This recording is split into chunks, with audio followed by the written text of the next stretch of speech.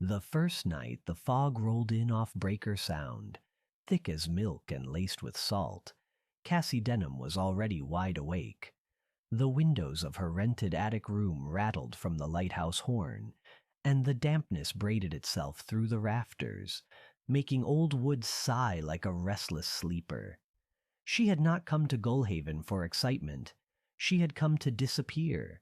A fresh college graduate with more panic in her chest than ambition in her pockets.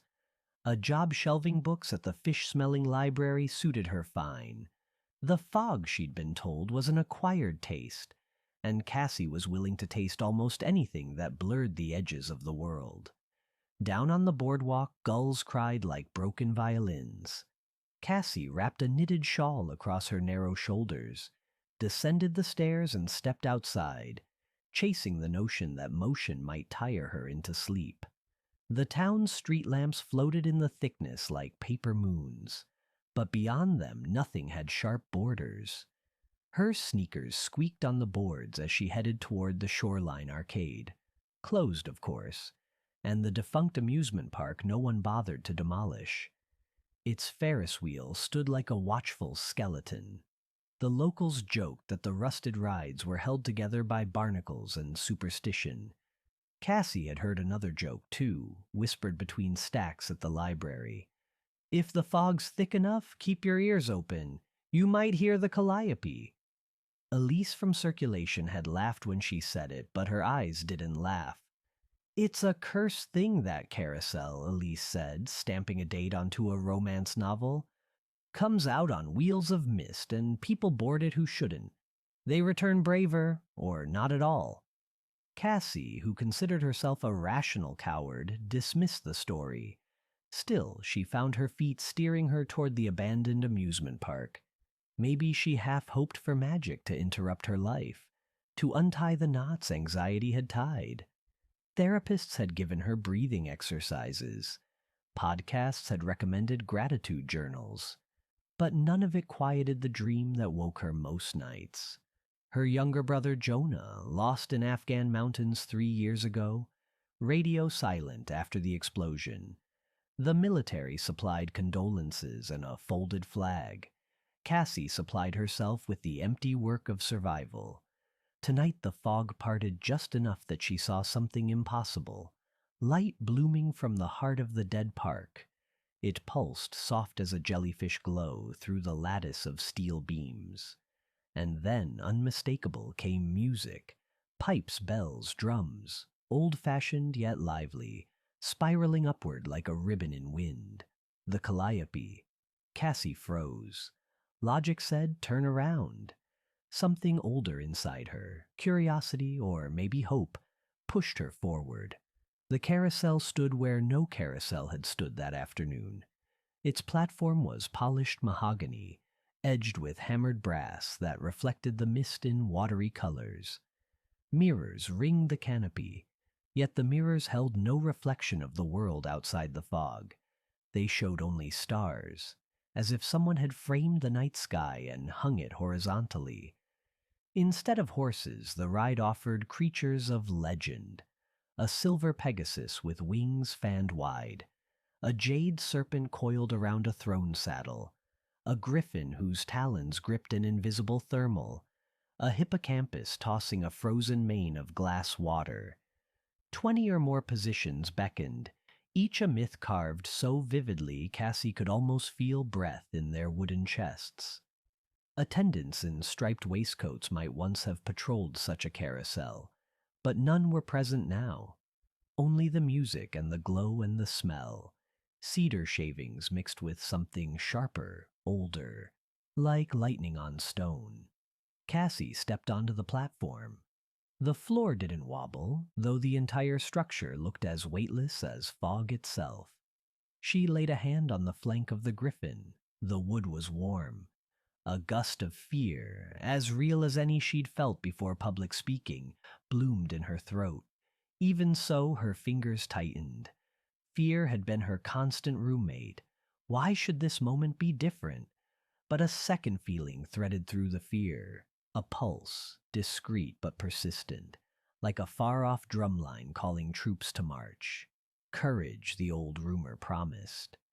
Cassie inhaled deeply, expecting sawdust or varnish. Instead, she tasted alpine air, the high, thin freshness Jonah used to describe from Colorado training exercises. Without deciding to, she swung herself up onto the griffin saddle. The beast shuddered beneath her as if waking. The calliope modulated to a new key, minor chords resolving to major, and the carousel began to turn. Fog poured away from the platform until they circled in a hollow of clear air. The outer world vanished. Only swirling gray walls remained. Cassie's knuckles were white on the saddle pommel. She told herself she could leap off, if the ride slowed, if the fog banked, if reality demanded it. But the carousel spun faster, and the mirrors above the center pillar filled with scenes that were not Cassie's reflection. She saw herself at 16, standing on a diving board, knees locked, unable to jump. She saw herself at 21, withdrawing from an honors seminar because presentations counted as half the grade. She saw herself 3 months ago, standing in a funeral chapel before an empty casket draped in stars and stripes. Each image shimmered, then shattered like dropped glass, replaced by something stranger. Cassie in combat fatigues hauling Jonah from rubble. Cassie at a lectern addressing thousands. Cassie diving toward black ocean depths and surfacing with a torch. Abruptly, the vision changed again. A rocky pass under a punishing sun. A plume of smoke. Jonah's unit running, numbers too small. Radio static. Cassie cried out, "Take me there!" Her voice came back echoed, multiplied. The griffin roared, a sound no wood should make, and the carousel lurched upward as if it too could fly. Wind blasted her cheeks. The canopy split, exposing night sky riddled with constellations Cassie couldn't name. She held the saddle pommel until her wrists ached. Slowly, impossibly, fear burned off like morning mist. In its place surged intention. She did not merely want to be brave, she wanted to act. Jonah might be gone, but others were not. The world was full of people under rubble. Literal, emotional, spiritual. She could do something. A bell chimed 3 times. The carousel slowed, descending into fog again.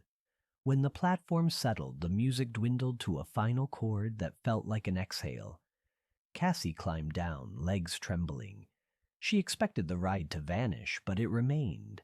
Lights low, animals statuesque. She noted a plaque near the stair she had missed before. Courage is the memory of possible worlds.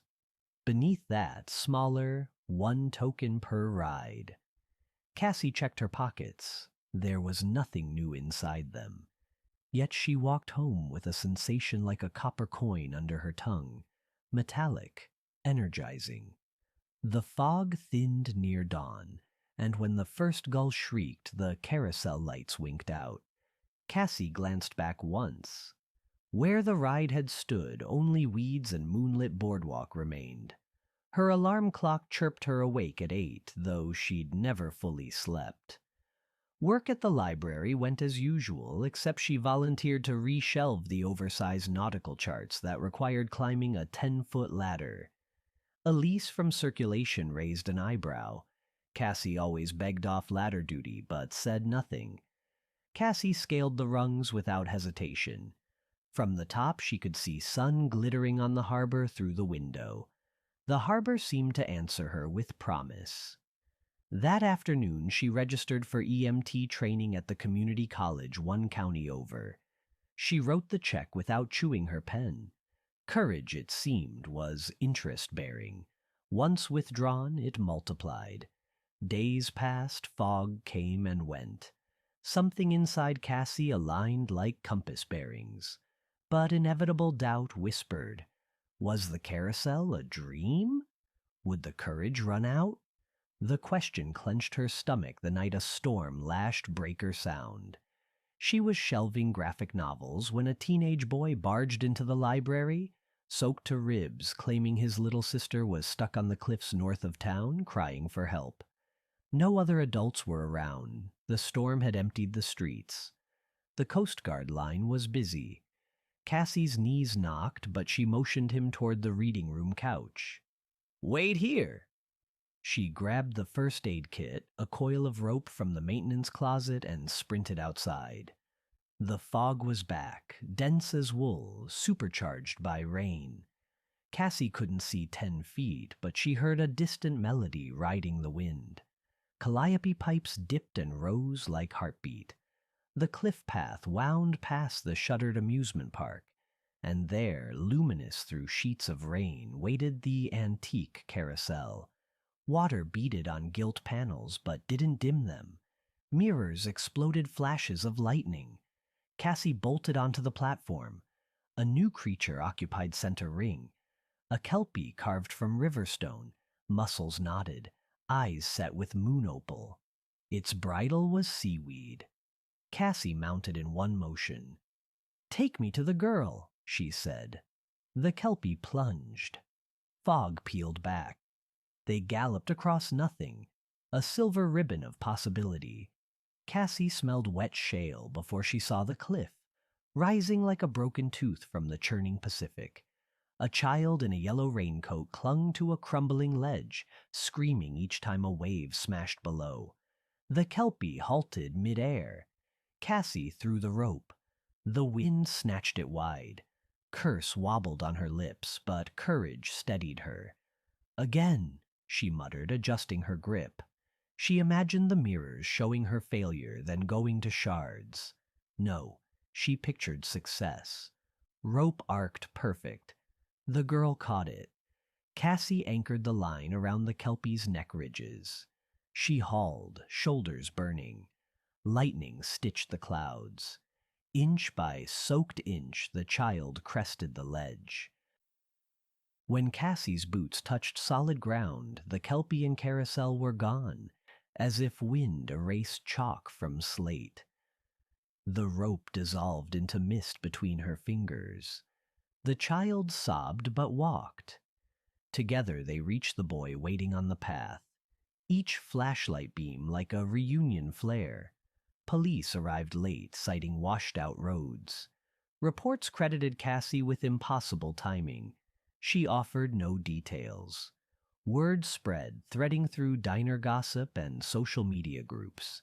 The quiet librarian turned hero. Cassie listened, cheeks hot, heart steady. The courage did not fade. EMT classes began. She studied patient assessment by day, memorized drug dosages by evening. Occasionally, when the fog thickened enough to blot the lighthouse entirely, she'd slip to the boardwalk.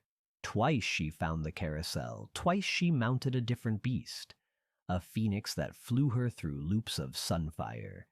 A nine-tailed fox that sprinted across winter fields where lost hikers shivered, guiding her to them. Each ride left her humming like tuned glass. Yet she also noticed something unsettling. Each time she dismounted, a panel of the carousel canopy looked dimmer. A brass trim dulled. A mirror cracked at the edge, as though the ride paid a price when dispensing courage. "Courage is the memory of possible worlds," the plaque read. Memory, Cassie realized, was not infinite. The fog forecast predicted a heavy bank for Memorial Day weekend. Tourists would flock, unaware of sharp currents, wet rocks. Cassie felt urgency tighten her spine. She bicycled to the park at dusk, found the carousel fully lit but quiet. She walked its circumference. 2 mirrors were spiderwebbed from previous rides. One panel's paint peeled. "Are you dying?" she whispered. A low groan echoed through gears. The creatures remained frozen. Cassie pressed her palm to the central pole. A chill radiated. She remembered nights when panic rendered her immobile, how friends tried to coax her into motion. The carousel was stalled on its own nightmare, the fear of ceasing to matter. An idea nudged her. Courage was a loop. She had taken so much. What could she give? Pocketing her fear, she climbed onto the silver Pegasus. Instead of asking passage to heroism, she gave thanks. She remembered every time the ride had carried her, the cliff rescue, the hikers, her own awakening. She let memory flood the platform like lamplight. A tremor vibrated through the beast's wings. Music ignited, soft, hesitant, then surging full. The canopy's dull paint brightened, mirrors knitting their cracks. Fog around the park spun outward in bright borealis swirls. Cassie understood. The carousel thrived on the cycle, courage drawn, courage returned as gratitude. Possible worlds, fed by memory, kept widening. She dismounted, heart hammering. The platform now shone glossy as spilled moonlight, and carved into the base of the stair, freshly etched, "Leave with more than you take." Memorial Day dawned cloudless. No fog for shields, no fog for hiding. Cassie and her EMT cohort manned first aid stations. A drunk tourist toppled from a pier. Cassie dove in, stabilized his neck, guided him to paramedics. A child wandered missing. Cassie organized a search grid, found the boy before sunset. Each action cost adrenaline, but earned something larger. Night brought a light haze wrapping the boardwalk. Cassie, off duty, walked to the amusement park. The carousel stood between lamp flickers as if deciding whether to reveal itself. Its lights pulsed once, twice in greeting. Cassie raised a hand. She did not board. She didn't need to, not tonight. Instead, she whispered a promise. "I'll keep the cycle going." Weeks later, the Coast Guard contacted Cassie's station about a private rescue initiative in remote waterways. Volunteers willing to train hard, operate between pure civilian and pure military lines. She touched Jonah's dog tags hanging beneath her EMT uniform. Yes, she told them. Her last evening in Gullhaven, a dense fog choked the harbor. Cassie hurried to the boardwalk, duffel over shoulder. The calliope beckoned. The carousel gleamed like a secret tide pool, every creature alert. She saw newcomers among them, carvings she had never noticed. A winged lion, a stag with constellation markings. Had they always been there, or had the ride grown? She boarded the hippocampus. The salt glass mane sparkled. "I'm leaving," she said, "but I'm not finished." The ride started, slow, steady. The mirrors showed Jonah not broken, but smiling, saluting her from a ridge. Then the image shifted to strangers struggling against waves, to disaster sites where rubble steamed, to blank spaces awaiting stories. Courage is the memory of possible worlds. When the platform stopped, Cassie kissed the hippocampus's forehead. "Thank you." She placed her EMT patch on the stair, a token, literal now. The brass swallowed it like molten gold. She stepped off, feet confident. Outside, the fog swirled, parted. A gust of sea wind swept her hair back, and she walked toward tomorrow, sure of nothing except her growing capacity to meet it. Behind her, calliope pipes played a triumphant diminuendo and drifted to silence. By dawn, the fog had thinned, and curious beachcombers found only rusted rides and tireless gulls.